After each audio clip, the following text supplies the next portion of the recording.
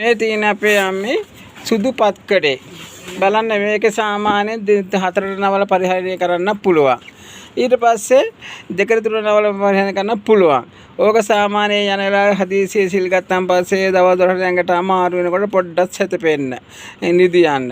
එතකොට යම්කිසි අවස්ථාවකදී රාත්‍රී කාලයක් ගත කරනකොට ඕක පොඩ්ඩක් ඇති ඒක අල්පේච්ඡ ජීවිතයක්. නැත්නම් එලාට බුදුන් වඳින යනකොට නිතර පිරිසුදුව දාලා තව කෙනෙකුට ඕනගේ පරිහරණය කරපු නේද? ඕක අපේ ඔය නෑනේ ඔය එක නෑනේ අම්මට. සීට් එකක් ගෙනියන්නේ අපිට ඒ කියලාගෙන තමයි සීට් සමාදන්. දැන් ඕක හැමදා පරිහරණය මේකේ ඉඳ ගන්නවා. ඒක තමයි. ඉඳ චුට්ටක් දෙන්නකෝ මටත් දෙන්නකෝ කියලා ඉඳ ගන්නවා. එතකොට ඉතින් ආම්ද්‍රන්ට පොඩා පිං.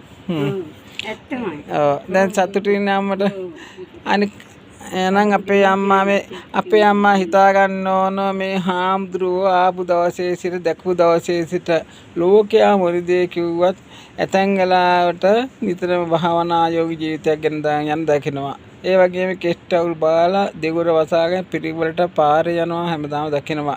වෙන ස්වාංගාසලක දඟකාර විදිහට යන්නේ නැහැ.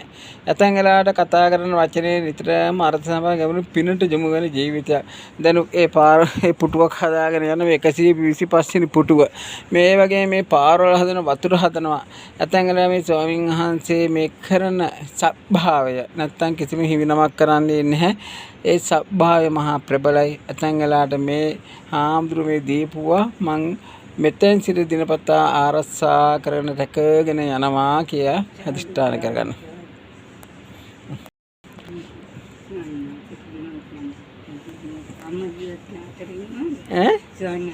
අම්මා ඉන්නවා. ඉතින් මේ වගේ පුතෙක් හදු අම්මට අවුරුදු 97යි. මේ වගේ පුතෙක් හදුපොයේ අම්මා කොච්චර සතුටු වෙනවද? අසල් නොදන්නා වුණා. මේ වගේ පුතේ ජාතකය කරපු මේ වගේ හොඳ ශිල්ප සාතරු ගන්නපු ඒ ගිහි ගුරුවරු පැවිදි ගුරුවරු